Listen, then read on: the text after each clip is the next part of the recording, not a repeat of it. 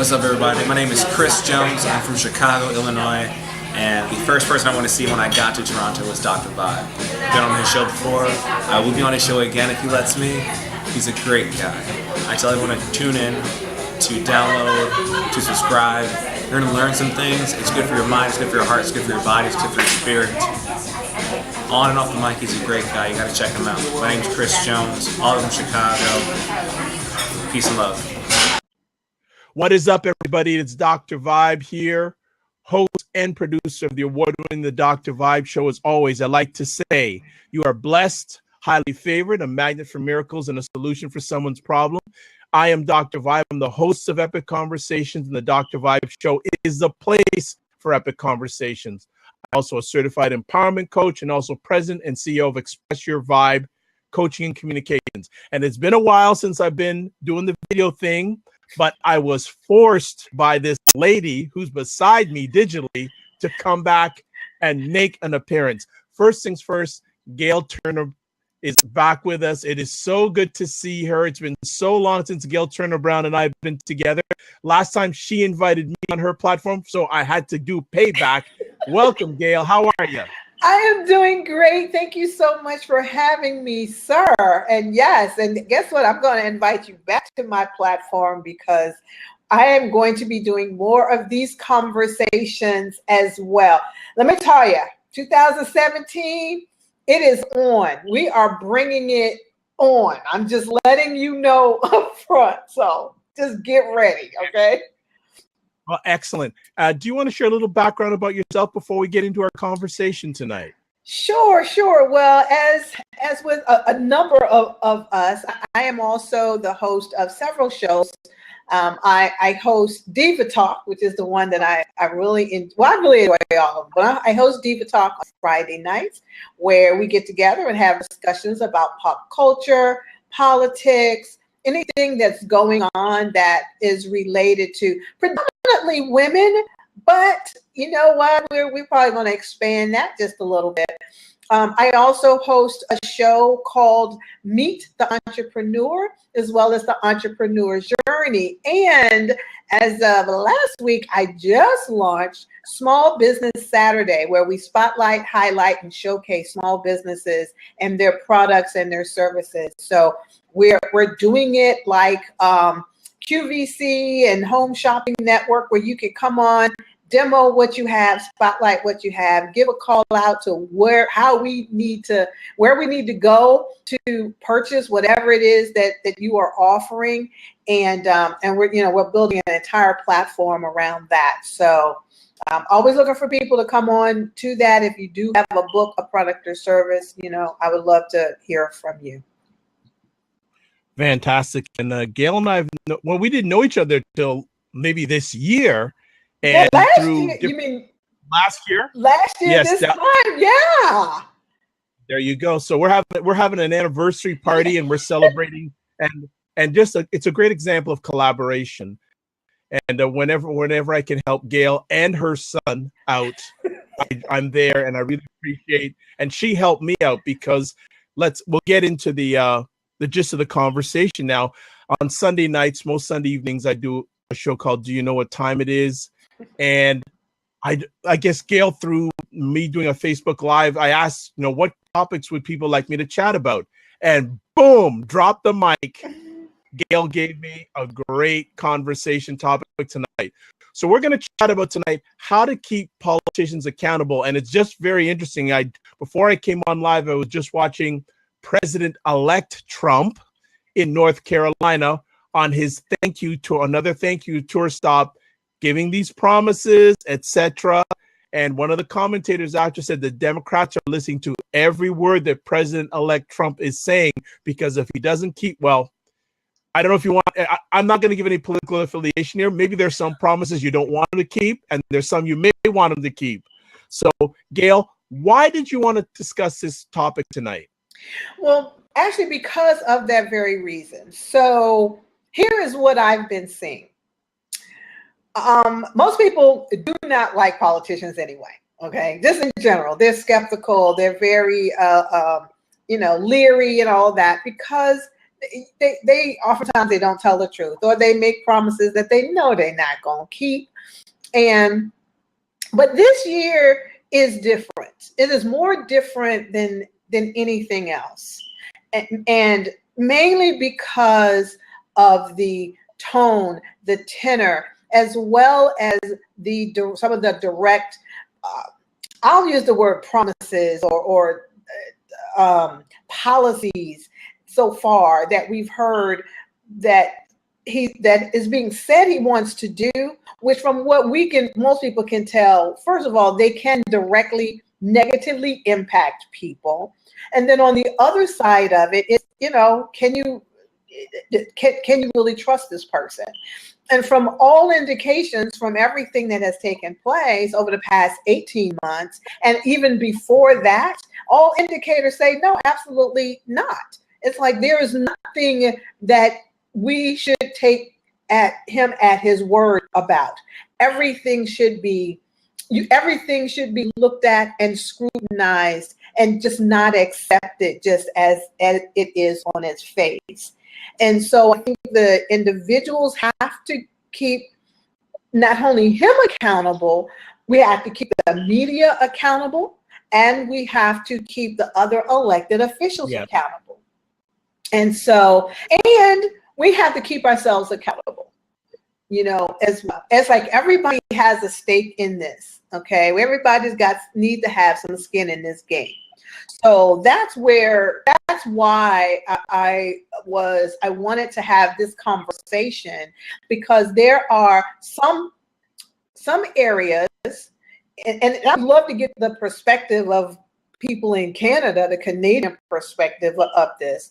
But here, there are people who are you got nervous, you got scared, you got frightened, you got pissed. Okay, you got a lot of different emotions, and then you have some who are totally elated, right?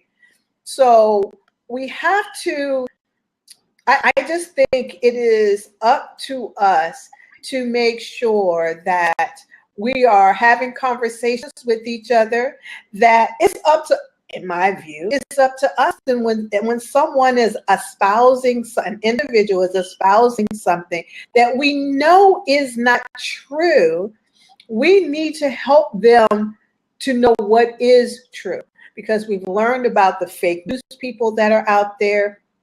Not even talking about the Russians who are putting propaganda out there. The internet is rampant. You got conspiracy theorists. So it's just so much, and it's really, really hard to discern what is true and what isn't. It's really, really a challenge. Well, and I appreciate you giving some introspective on your concerns, other Americans' concerns. I think the way I will start off on my part of the conversation is accountability and politicians. That's an oxymoron, isn't it? Right, isn't it? Exactly. Yes, that is true. That is very so true. I think with this election, politicians don't have a great reputation, most of them, because most people feel that politicians are in it for themselves. Yes. And even if there are honest politicians out there, people are become so skeptical about politics and politicians, it just become very difficult in regards to accountability. From what I understand, politicians should be looking for the good of the people, but whose people? Good. Like, ooh. you look, whose people should they be accountable for? I think one of the challenges, to bring an economic factor into this, unfortunately, and this is just Dr. Vibe saying this, and anyone can try to shake my tree. In North America, we do not live in a democracy. We live in a capitalistic society. Right. And because we live in a capitalistic society, unfortunately, or fortunately, to some people's thought process, the people who have the most possessions are the ones that are most revered, right or wrong. Right. Correct. Totally correct. Left there. Yeah. But I think I think even a larger scope in regards to accountability in politicians, I think the whole area of accountability in society has to be questioned too, because is politics in your mind just a reflection of what's going on in society? What is your thoughts? Okay, so say that one more time because you kind of blanked out a little bit on me. All I was is politics. Okay. Is politics in your opinion, like when you talk about politics and accountability, is it a reflection of what accountability, just how much really is not regarded in our society today? Yeah, I do. I mean, first of all, you said it, just earlier, which is, who exactly are the politicians listening to? And they are listening to and they are accountable to those who put them in office. And you were also correct. It's not a democracy. This is about money. And so if I give a politician $2 million toward having him elected, and you've got the regular person giving their $20, $50, $75 toward that politician, who are they going to listen to? You're going to listen to the person who gave you the most money. And so if my interest lies in, well, no, I don't want, let's say if I owned an oil well, for instance, if my whole business was based on oil, I'm going to give you $1 million. Now I want you to be accountable to me to say, no, I want you to keep drilling, versus those individuals that gave you $75, let's say a pop, who say, well, no, we want you to have renewable energy. And so it's like anything else.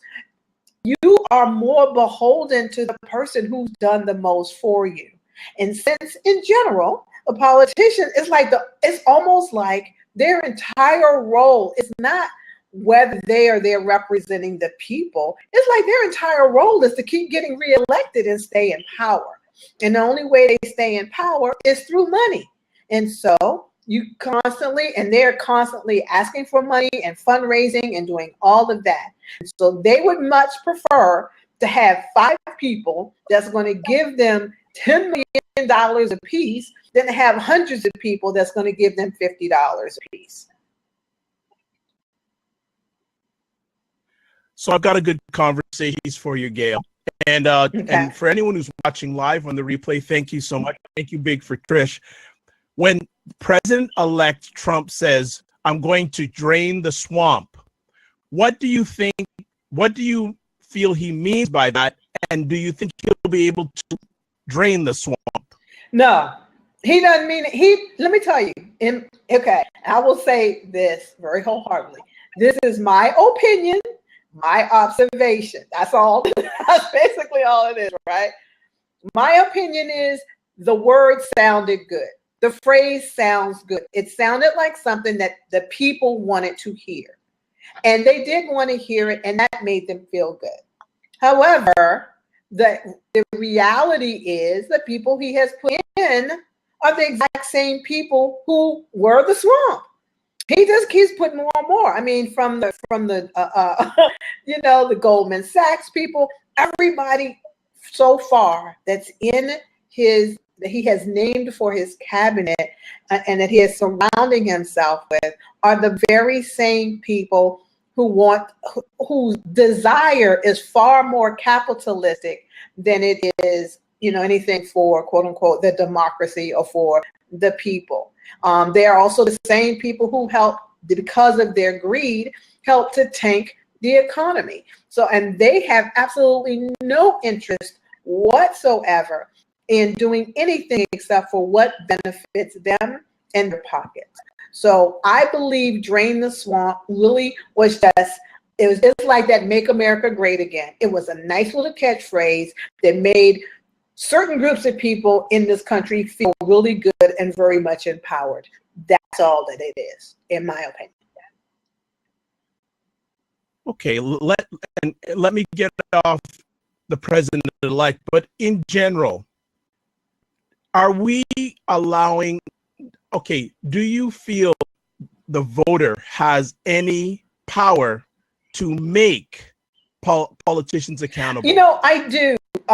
Still to a degree, but it has to be huge. It has to be energized. It has to be enough.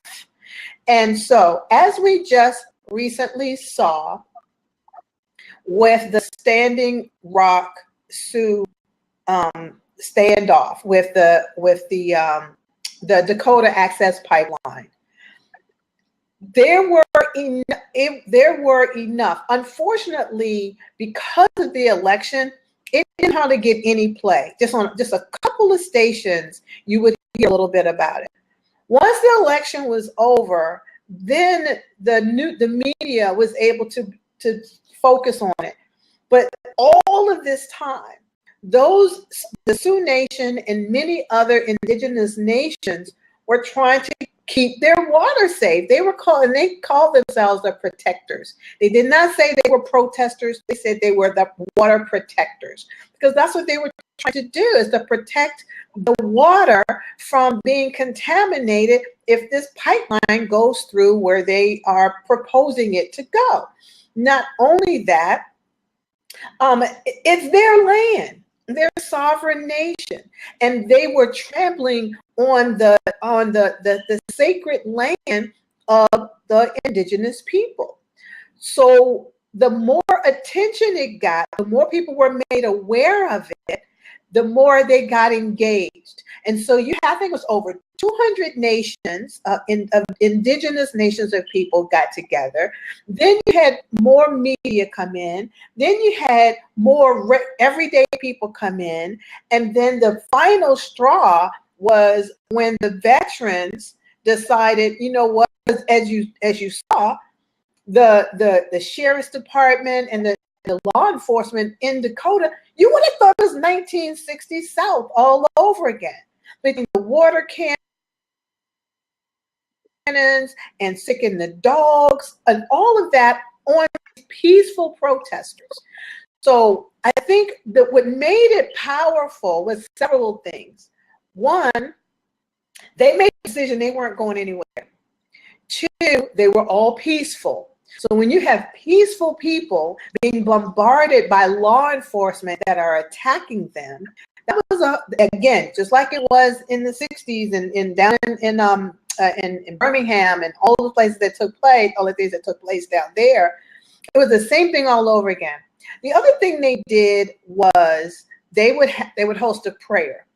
And so that was powerful in itself. Being able to put that energy out into the universe of what they wanted.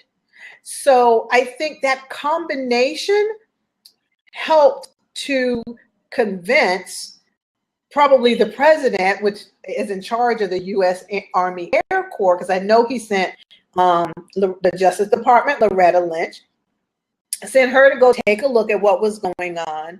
And that, I think that helped them to say, okay, we need to ease up. We've got to find a way for them to redirect this pipeline. And so that's when they made the decision to not approve the easement. So yeah, I think that is a case where it absolutely did work. However, here is my other take on it. And this is where, again, having this new administration and where their interests lie in a whole different direction, because it's very possible that I'll say the powers that be, meaning really people who are very wealthy, who have an interest in that pipeline going through, it is not out of the realm of possibility for there to be a bill passed that says, hey, we the government, we're going to go buy this land. Because I mean, just like they do with anything else, with eminent domain, what do they do when they want something? They go, they take it, they buy. They've literally been able to say, no, you can't live here. We need this because we're sending through a highway, or we're sending through this or the third, right? So I just read this just before I came on that it's very possible that they may go in and buy the land and then they can do whatever they want to do with it. I mean, hey, we've broken treaties before, so it had nothing to do with a treaty. So that's the only thing, but so to go back to your point, the only thing that will stop it and to help hold politicians accountable is that enough people have to raise their voices, because what politicians fear more than anything else is losing their job. They do not want to be out of power. No, they don't want to lose their pension. Again?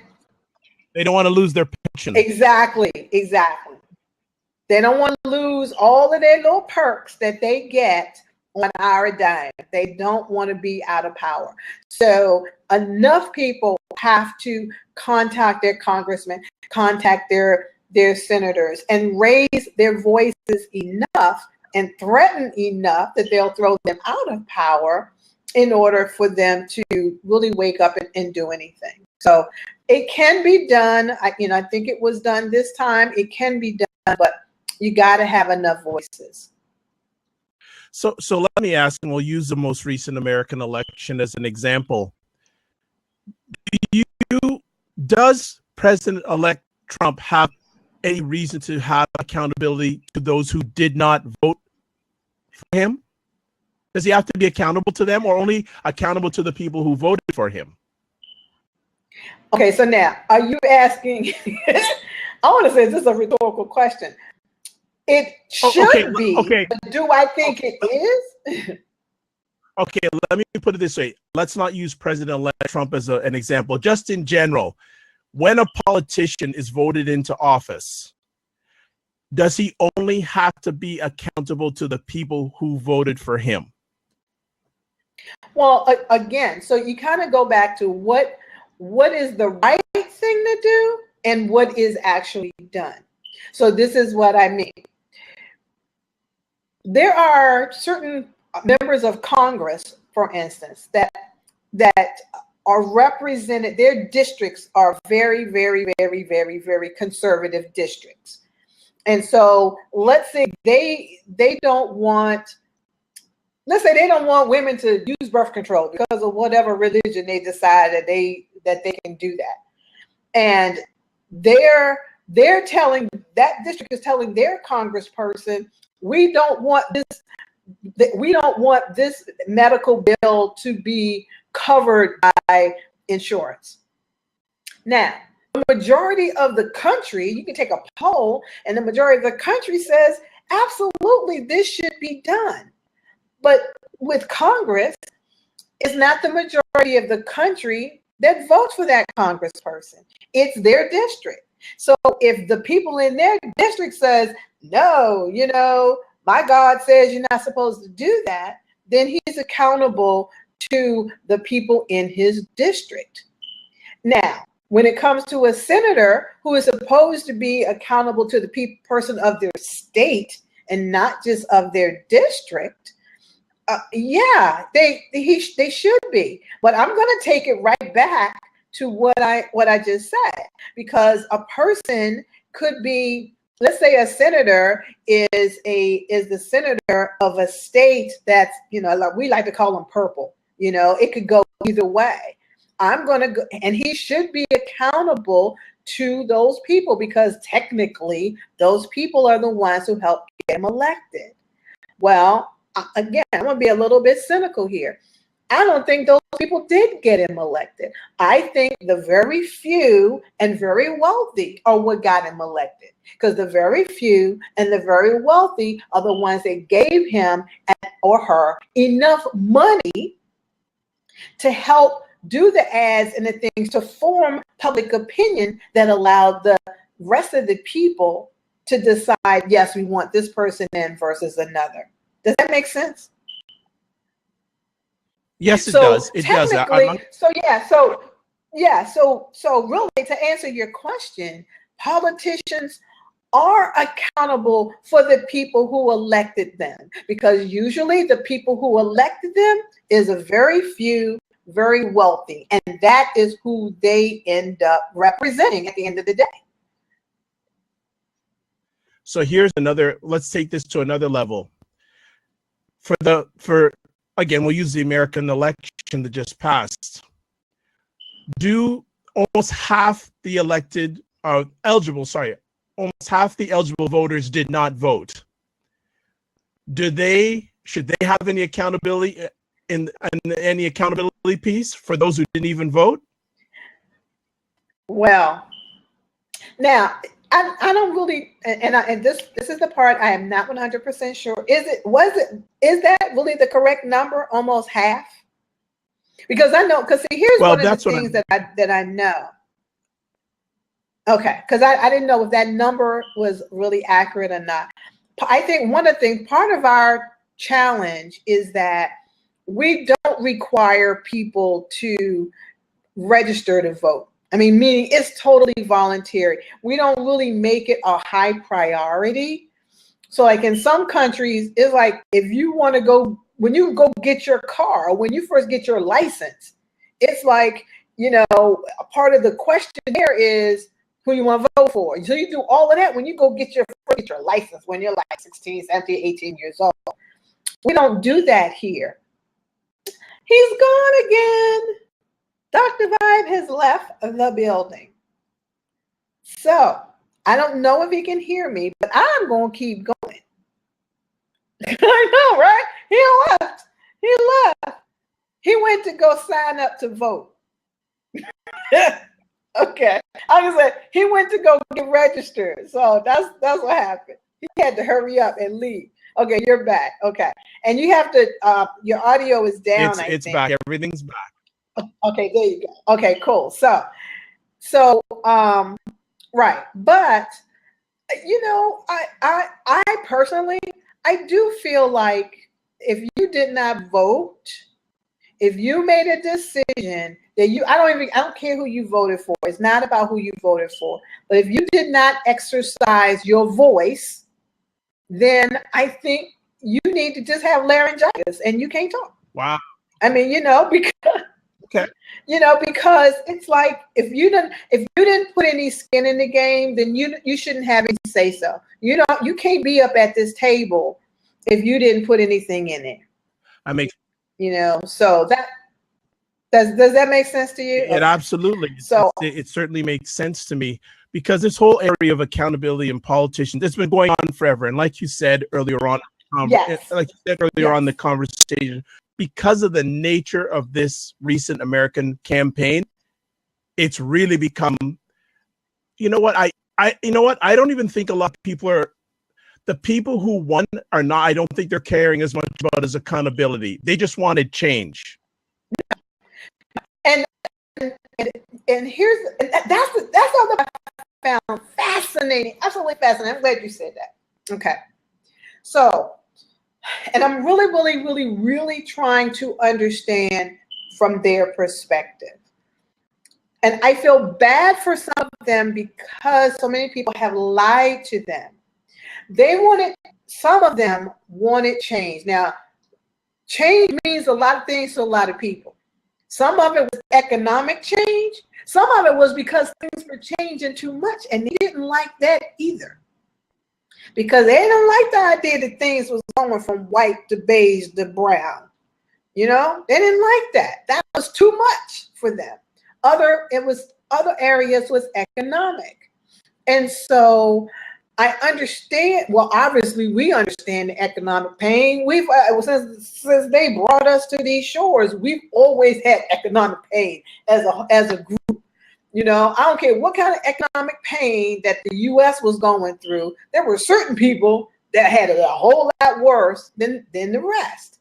So we already understood that. But I think they've been lied to, because I am so sorry. If you live in coal country, your job ain't coming back. It's not. You're going to have to figure out a different way.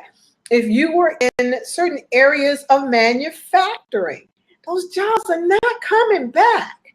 Those jobs are either going to be shipped overseas or down to Mexico, or you're going to be replaced by automation and robots. Bottom line, it ain't coming back. So for someone to stand up and say, we're going to bring jobs back, they're thinking they're going to get their old job back, which should have been said, and actually what was said by the opposing candidate, but nobody wanted to hear what she had to say, because she was saying, we want to be able to retrain you and retool you for the 21st century jobs. You're still trying to hang on to your 19th and 20th century job. It's not coming back. And so, but they were just they've got so much angst, because they're impoverished. And they're like, what are we going to do? So you had somebody come around and say, make America great again. And, you're like, hey, I want this person. Especially when, and I know this is just what happens. When you have a situation where you are, you're starving. Okay. Let's just say you are starving. So you got somebody standing in front of you saying, you're starving, and that person over there took all your food. So we got to get rid of that person over there so that they don't keep taking your food.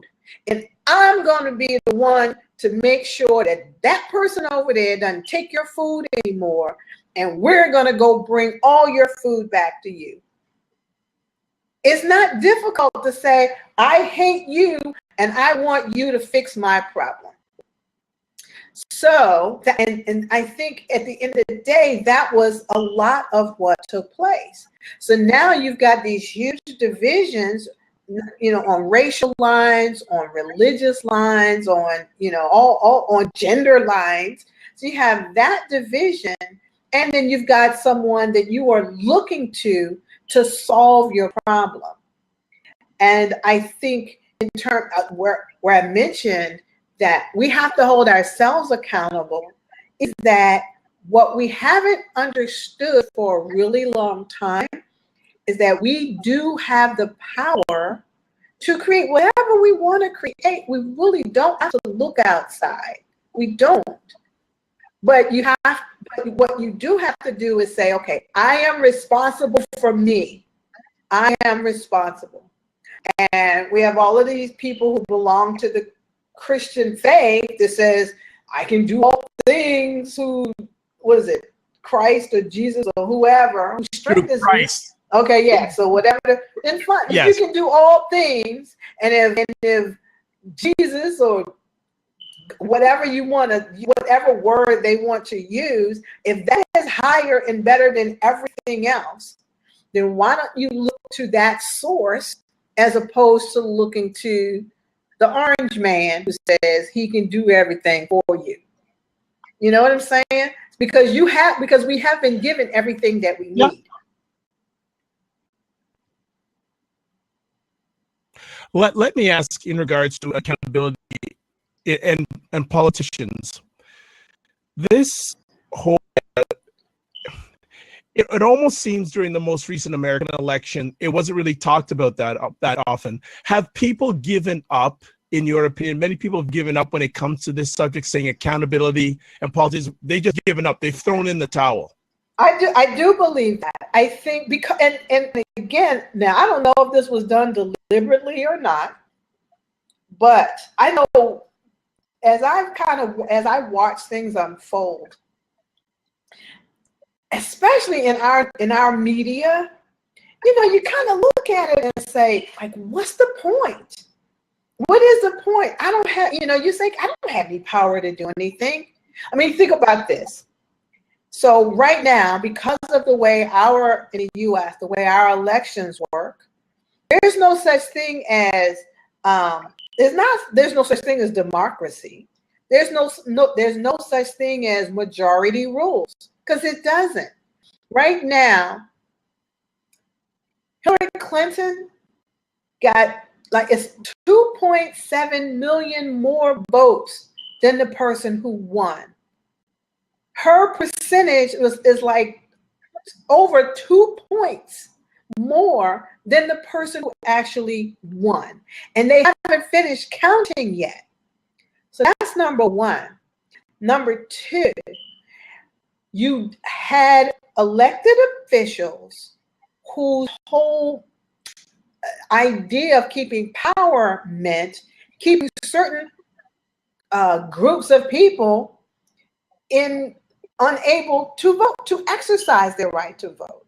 So they suppressed a ton of votes in a lot of different areas. So, because this was the first year that we did not have the full protection of the Voting Rights Act in place. This is the first time, the first election since the Supreme Court dismantled that. So as a result, you had a ton of voter suppression. You had these crazy ID laws and all that stuff that had been put in place deliberately.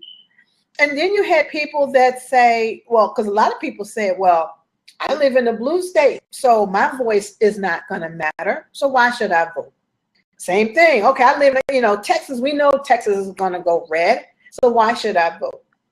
So you had a lot of that. And then you also had people saying, you got to vote, you got to vote, you got to vote. And then it's like, okay, well, I voted. And they think the only vote that means is the presidential election. They don't vote for nothing else. They don't come out and vote for their Congress people or their sheriffs, their judges. They don't do any of that. At least the people on the Democrat side don't. People on the Republican side, they vote all the time. I don't care, they vote. They just do. But the other groups, they don't. And so I think people have said, what is the point? Like, there's nothing I can do. Everything that they told me to, they say everything, but they really haven't done everything. But they say, I voted, because I heard this in Ferguson, when the Ferguson thing took place. And I remember there was a forum that was had about the riots that erupted. And some of the people in that room said, I voted for President Obama twice. And look at this. And it's like, dude, he don't have nothing to do with what happens in your little community. You have to do that. Why don't you run for election? Why don't y'all stand up? And so it wasn't until then that some people did finally step up and did run, and some of them did win. But, that's why I said, so it's incumbent upon everybody. But I absolutely believe what you just said. It's like, what is the point? I don't even understand how people can even disseminate, like, what I don't know if I want to say what's right and wrong, but like what is the real who should I believe? They found out that the dude, like this particular dude, everything that came out of his mouth was a lie. So then you say, okay, well, let me turn on the news. So then you have CNN. And what did they do? You got two people on this side and two people on the opposing side. Then you bring up a topic. Well, do you really think that he should have grabbed a woman by the? So you got people over here going, he's a sexual predator. And then you have the people over there saying, well, not really. He just said that. He didn't really mean it. He was just, that was locker room talk. So if you were like either on the fence or like you kind of came to it like on a blank slate where you didn't have a corner, you were just trying to hear the views and make a decision, how are you gonna make a decision on that? Because then after a while, the two sides, all they do is fight. And then the guy in the middle says, okay, well, that's all the time we have for that. We have to move on. It's like, what the heck? So, yeah. So are you implying also that in regards to the accountability in politicians, the media has a play in this too? Oh, and there's God, some of the yes. cause between the rift out. Okay. Yes. They have to, and I think they're beginning to. I just saw, just before I came on, I just saw a segment. It was on CNN. I know I did. I stopped watching it because I said, all they're doing is just getting two groups on an opposing end, and there's no conclusion. There's no way you can discern. And all they want to do is see people fight so they get ratings. That's all they wanted to do. But I happened to see something where there was a reporter on CNN. He was talking to the person who is going to be the vice president, and he was asking him a question, and they do what they always do. They try to pivot. He's like, hey, this person sent out fake news about a fake incident at a pizzeria right here in Washington, and as a result, this wacko dude decide he gonna drive. Do you realize from North Carolina to DC is like a 7-8 hour drive? He drives all the way up here with his guns because of this. And he's like, and so the reporter is like, do you understand that this dude was sending out retweeting conspiracy theory? Now you have the person who is going to be a vice president, and he says, I'm really proud of the job that our team is doing. We're putting together really great people, and I just think we just need to move forward and not worry about these distractions. And you're like, really? Well, luckily, the reporter was not letting him get away with it. He went back like 3 or 4 times. Before now, they didn't do that. They would let him get away with it. They would just let him just say, whatever. And because, I know that they're on a time frame and they got to hurry up and move on, but they would have moved on. This time he did not. And he made sure that the viewing public knew, because what he was asking about was, hey, this dude sent out a conspiracy theory that could have caused a lot of harm, and your transition team was trying to get him security clearance. And the person who's going to be the vice president was trying to brush away, like, oh, it's not a big deal. And the reporter was like, no, you're trying to downplay his role here. This is what we understand. Why was this happening? So I think that the media plays a huge role, because of some people, that's the only place that they go to get their information, depending on how old you are. Now, then when you get to people who are a little bit younger, where do they go to get their news? Social media. And so and again, I'll kind of go back. That's where it becomes, everybody has to have a play in it. I saw recently where I think it was Mark Zuckerberg, he was going to, however they do the algorithms, to try to, at least mitigate some of this fake news stuff that's coming through. I think I saw where Twitter said they had eliminated a bunch of accounts, and they weren't going to allow a number of this stuff to come through. And so that's why I said everybody has to hold our elected officials as well as our institutions accountable. We have to be able to tell the media, what do you do? Call editors of newspapers and heads of cable news and say, hey, this person did not report what was really true. And this is the other thing I know for sure, because this is what makes all of this go around, and you said it from the beginning. This is a capitalistic country, okay? So what people have to do in order to hold media accountable, start calling up their advertisers and saying, did you realize that, this person who's on this show every day is a white supremacist? I'm not going to buy your products no more.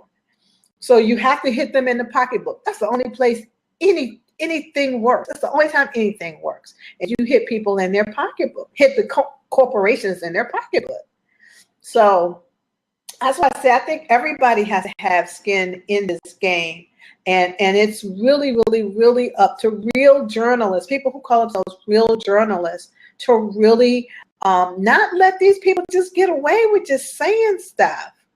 This ding dong sends out a tweet, and they have to be able to say, this is a lie. That's the other thing. I get tired of hearing falsehoods, misstatements. No, dang it. It's a lie. It is untrue, period, in the story. There is no proof. And so I think they have to start calling it out, but instead of just letting it slide, because this is going to be a very interesting next several years. Hope I'm not rambling. Oh, I think it's already. No, it's already interesting. Let me ask you, what ways do you feel what ways can they hold politicians accountable? Well, one, and it's interesting, I just saw this today.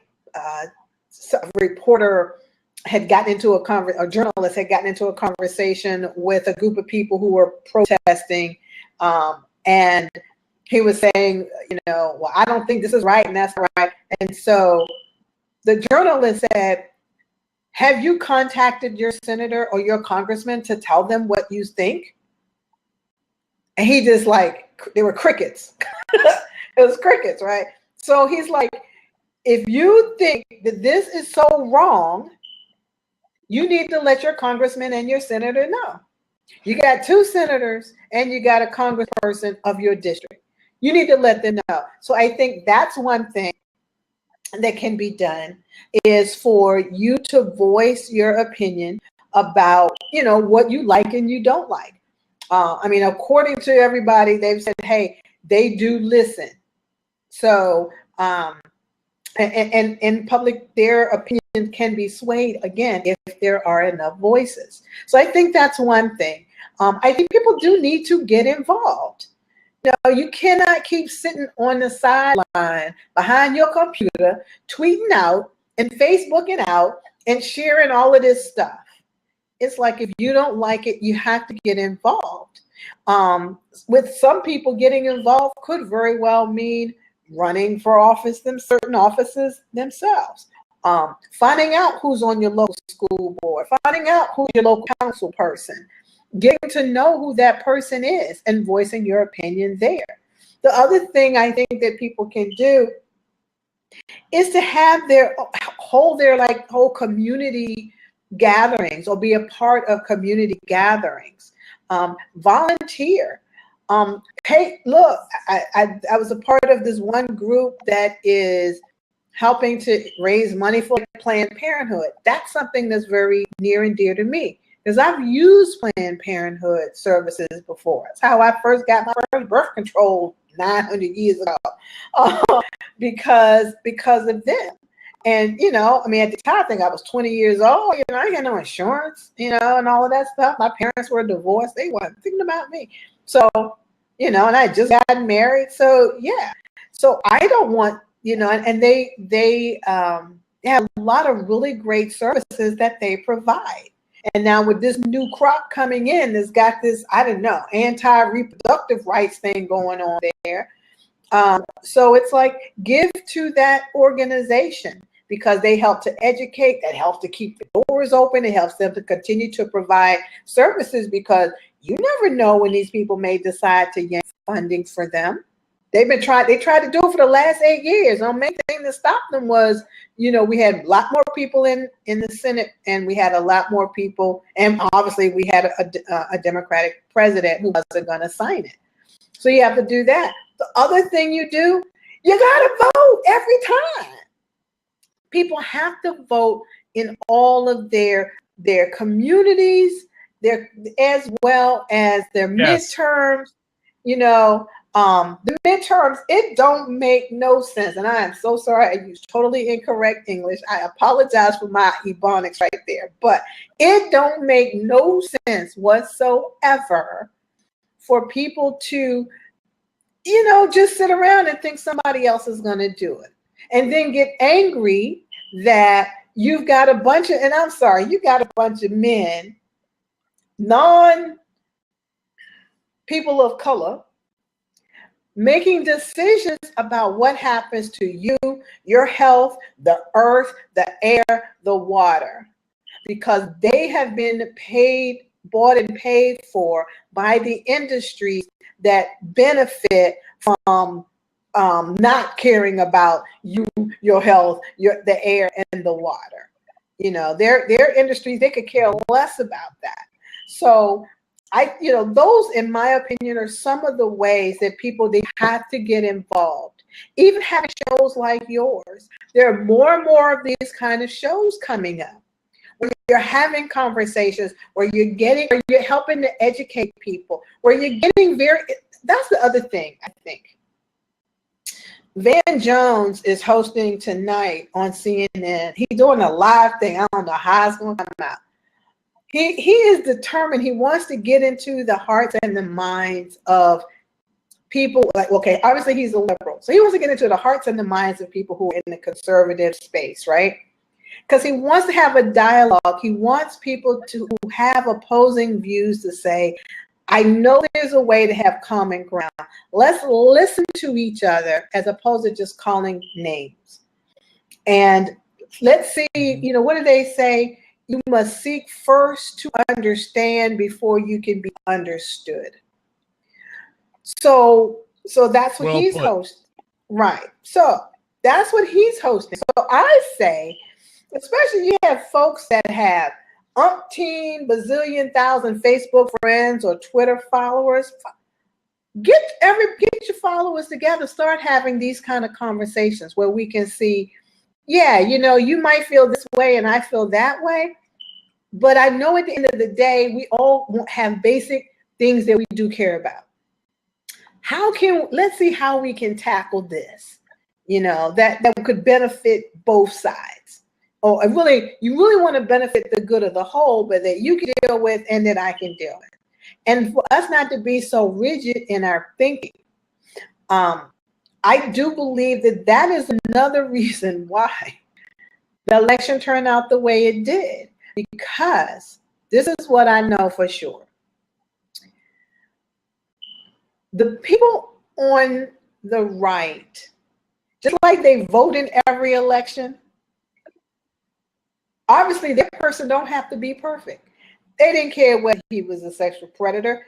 They didn't care that he hadn't shown his taxes. They don't care whether he spent money on his foundation on himself. They didn't care. He made a comment. I could stand in the middle of Fifth Avenue, shoot somebody, and I would not lose supporters. And he was absolutely correct. The other side, oh, I don't like her. She doesn't inspire me. Oh, she had an email server. And then they believed, oh, I don't like her voice. So, Bernie or bust. So you had dumb stuff. I mean, things where you could sit there and say, okay, I may not, and you want to talk about something that took place 20, 30 years ago? One time, 25 years ago, she said this one thing, this one piece of thing. You didn't even hear the whole conversation. You heard she said this one piece of thing, and I don't like that. And as soon as the other dude says, yeah, I grab a woman by and I can force myself on them because I don't care. What the other side said, that was 10 years ago. What y'all talking about? And everybody kept saying, the dude was 60 years old when it happened. What are you saying? It's like, oh, he don't mean what he says. So that was the difference. It's like we want to hold this person in such high standard, high regard. He's got to be totally pure. And on the other side, it's like, I don't care. He said he bringing jobs back. He said he want to let all the people, he don't want to let anybody in the country don't look like me because they are taking my job. He talked about, and nobody ever brings this up. It really burns me up, and nobody ever brings this up. They're always talking about, we don't want to let the Syrians in, the Syrian refugees in. They could be terrorists, but they never talk about the little ding dong dude that was down in South Carolina that was a terrorist that decided to kill all the people who was praying. They don't talk about the dude who walks into a daggone movie theater and shoots up everybody. They don't talk about the dude who walks into a school and killed all the babies. They don't talk about that being terrorism. No, they only talk about if you're brown, if you have a different religion, that's terrorism. And it's like, what are you going to do about this group of terrorists that's right here? Nobody ever brings that up. And so I cannot remember the question, but that it drives me crazy. But that's what has to happen. I'm just letting you roll tonight, Okay, Gail. well, No problem. It's all good. Don't get me started. But yeah, so we've got to stop. No, you've already started. You've already started. Yeah. So, but the thing is that, so yeah, it's like, since when do our politicians have to, the certain group of politicians have to be so perfect, you know, that they could have never, there's no way that you could have been in office for 40 years, serving the public for 40 years, and be a politician and never have done anything that somebody don't like. That just didn't even make sense. And this is, I don't know if I'm allowed to say this or talk about this. I don't know. So if I'm not, tell me if I'm not saying the right thing, okay? But this is the other thing I do know too. Okay, good. This is the other thing I know too. It happened with the Bernie people, and it happened with the other side's people who won. The majority in both cases who was making the most noise and throwing the most tantrums, they were not people of color. The people of color voted, they knew that their politician didn't have to be perfect, but they knew what things that needed to be done. Because we know that stuff don't happen overnight. We've been fighting for the same stuff for 400 years. And it happens in increments. It just does. And so whenever you would look out into the audience of the Bernie people, they were young and they were white. And when you looked out into the audience of the other guys' people, they were middle-aged and old and white. The Black people were like, look, we got to be practical, because we used to not getting our way all the time. And so this is who I'm voting for. And the same thing with a lot of the Latinos. This is who I'm voting for, because I think this person can get things done and they're going to cause the least amount of damage. So, you know, and here's the deal. No matter what, right now, that is who got the majority of the votes. So the United States in totality really voted for her. But the way our system is set up, the other guy got the presidency because of, one, the way the system is set up, and two, because the institutions and people who are in charge of the institutions help to make sure that people of color who were definitely going to vote for the Democratic candidate, that they were disenfranchised. They made sure of that. Because, and the Russians helped, you know, this woman had everything and everybody against her. Okay, it was just unreal. Because if you look at how it's going now, I was reading a whole bunch of stuff before I came on, because I knew we was going to be talking about a lot of this. They threw a hissy fit about these email servers. Oh my God, she could have put us all in danger. National security was in danger. Oh my God, she cannot be. We got to investigate her. We got to put her in jail. Other dude comes in. Who he's looking for as Secretary of State? The dude that had a mistress that he gave a bunch of national security information to. That's one of the people that he's looking at for Secretary of State. So I'm like, really? And there's all of a sudden, the oversight committee who was supposed to investigate all this stuff, that dude in charge of it, oh, you don't have to. No, I think the American people they just don't really want it. They're done with investigations. They don't want it. We got to let the dude come in first and let him give him a chance. Now the story is so different. That is the reason why people are like, you know what's the point? That's why the American people in general, they're very apathetic. They're like, what's the point? And so it really becomes challenging. But I think people, and I'm telling you, I was one of them. I'm like, oh man, this is just ridiculous to watch the hypocrisy and the sexism and all of those things that were in place. But I heard someone say you can't do that because that means now you're giving away all of your power. The other thing that I would say, because I have to always go back to the individual, is that you have to learn how to be responsible for you. That some of the big stuff, yes, the government has to do. It's going to help determine if you're going to have clean water or not. Are you going to have another Flint, or not? The government does that, whether it's federal government or your state government. You have that is true. But the economics, you're going to have to take care of you. You have to find another way. If you're afraid of your job going away, then you're going to have to find a different way. You got to either figure out how to get retrained, retooled, have another side hustle, something, because you have to be responsible for you.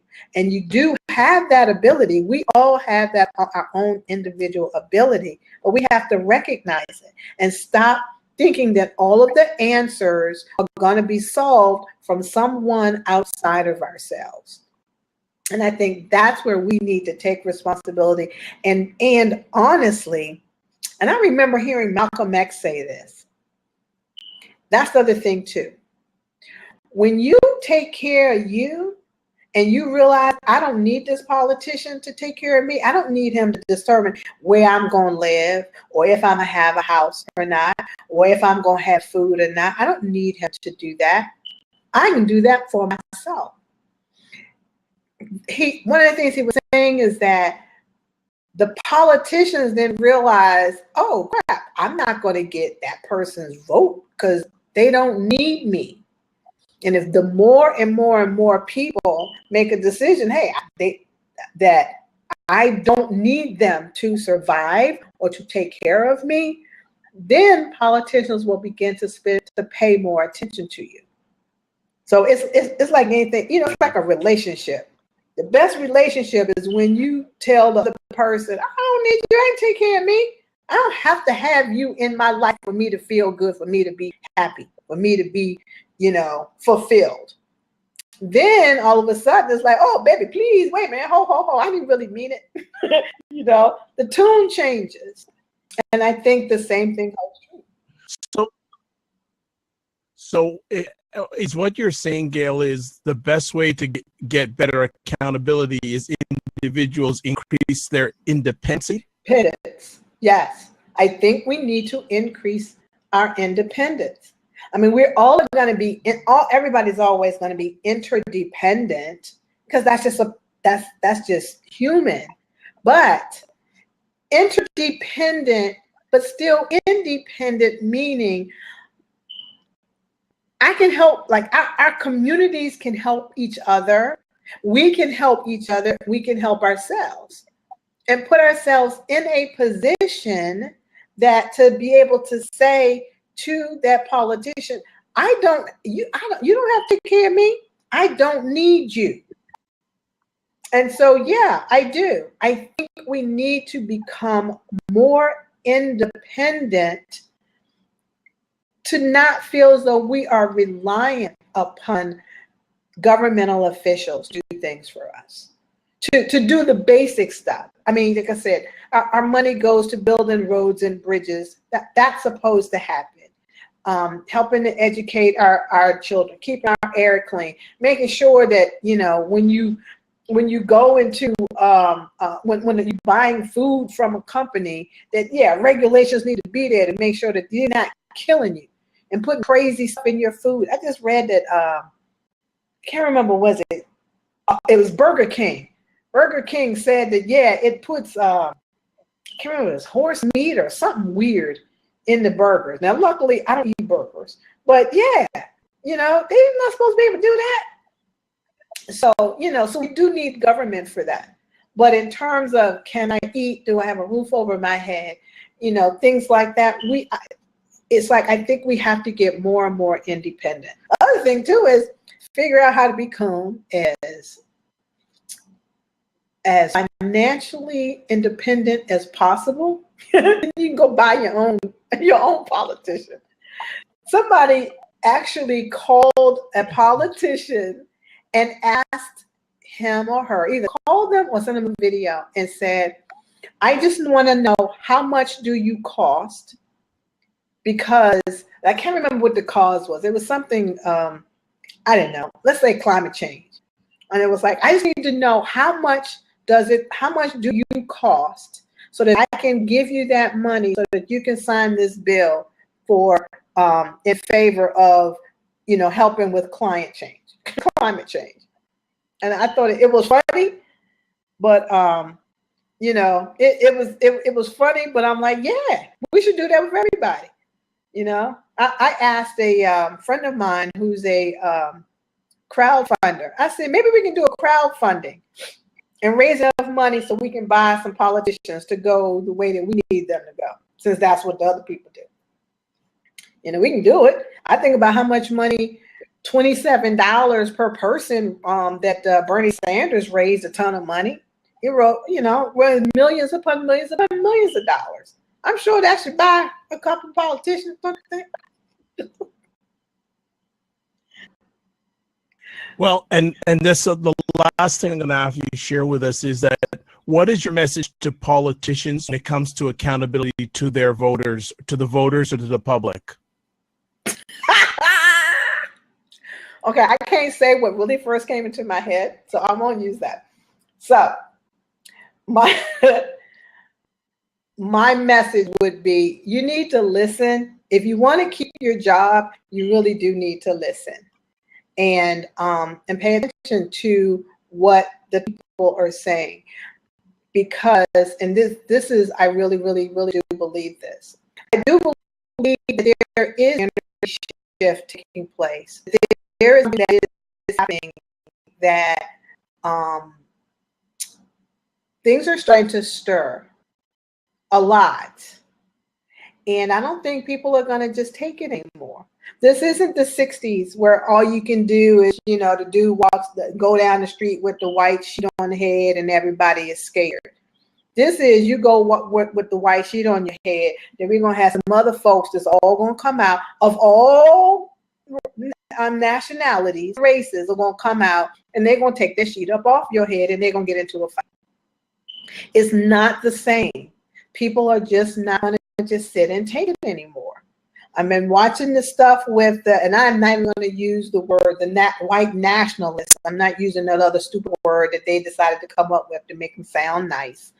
But there are a group of them in at Texas A&M who are there doing a speech or a talk or whatever, and there are now thousands upon thousands upon thousands of pastors who are also there. And so they are literally in that room, Zeke Highland to people. So there are thousands and thousands and thousands of students who are there too. And so I think if they don't listen, if they don't pay attention, if they don't have these conversations, I honestly do believe that we are going to have a race war, I guess I really should call it a culture war. We're going to have a culture, because it's not only about race, it's about the clash of the cultures. There are too many people here that are not white, and this country is getting browner and browner and browner every year, and they're going to have to live with that. And we just got to saying, politicians don't want to lose their power. Well, the people in power of all of our institutions and stuff, they don't want to lose their power either, and that's what they're trying to resist. But there's a point in time where it's going to be a whole lot more people of color than there are not. And if it's not done and people are not listened to, I think it's going to be a huge clash. And sometimes it's like everything else. There's a huge storm, sometimes a tornado and a hurricane that takes place, and a tsunami that takes place before everything gets cleansed and starts calm. And I do believe that that is a part of what's brewing right now. Well, let's hope for the best, and we're gonna leave on that comment. Gail, thank you so much for sharing with us. Thank you for taking time out of your positive, productive schedule. Thank you. Can you tell people where they can contact you at? Yes, absolutely. So as I mentioned, on Friday nights, and actually, I'm so glad you said it, because I was going to reach out to you anyway, because these are the kinds of conversations that I want to continue to have. Part of the decision that I made was, okay, here's the other good part. This is the really good part too. Because of technology, we all have a platform that we can develop, that we can speak out and talk about the things that are important to us. And so on Friday nights, I host what I had been calling Diva Talk. And so where these are kinds of conversations that go on. Now, I'm going to be really honest with you. I had been really trying to be very careful about getting too much into, certain controversial areas, right? Since then, and since this election, I said, you know what? I'm not going to do that anymore. I don't want to disrespect anybody, at all, but I'm not going to shy away from having the racial conversations, from having the cultural conversations in as much of a fair and honest way as I can, and to bring different voices to the table to have the conversations. So I host that on Friday night at 8 p.m. That's Diva Talk. And then for those people who do have businesses that they want to spotlight and highlight, I'm hosting a Small Business Saturday where you can come on and promote your product, demonstrate, showcase your product. And then I have Meet the Entrepreneur, where I bring on certain authors and speakers where they can come and I interview them, and they talk about their book, their business, their coaching, and so forth. So those I do throughout the week. Those are not necessarily set in stone, but Small Business Saturday obviously is held on Saturday, and then Diva Talk is held on Friday night at 8 o'clock. And if they follow you on Twitter, Facebook. Yeah, and then yes, I just thought about that. I'm sorry.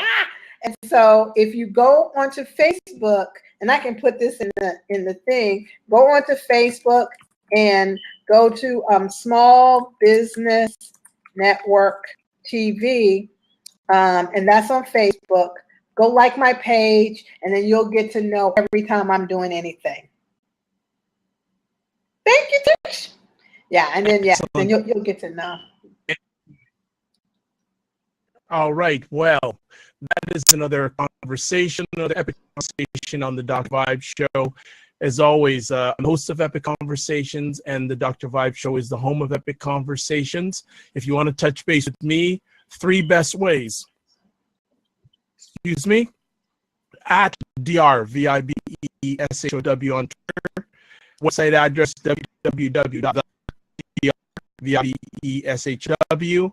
And email dr.vibe@drvibeshow.com. As always, I like to say you're blessed and highly favored, a magnet for miracles, a solution for someone's problem. Thank you for anyone who watches on the replay or live. There are more conversations coming. Next Tuesday night, I'm not going to announce it yet, but I've got a doozy of a conversation topic. And if you were on early for the conversation, you heard it. If you didn't, you're not going to get it, because I'm going to be editing this video before I post. But you want to be here next Tuesday at 9 p.m. It's going to be an epic topic, in line with what Gail said about having those conversations that we need to have out in the open. Yes. So, God speaks to well, keep the faith, goodbye. And my last words are, remember, sometimes you have to get smaller to get stronger. Thank you, Tish. Thank you, Gail. God bless. Good night. Thank you. What's up, everybody? My name is Chris Jones. I'm from Chicago, Illinois. And the first person I want to see when I got to Toronto was Dr. Vibe. Been on his show before. I will be on his show again if he lets me. He's a great guy. I tell everyone to tune in, to download, to subscribe. You're going to learn some things. It's good for your mind, it's good for your heart, it's good for your body, it's good for your spirit. On and off the mic, he's a great guy. You got to check him out. My name's Chris Jones, all from Chicago. Peace and love.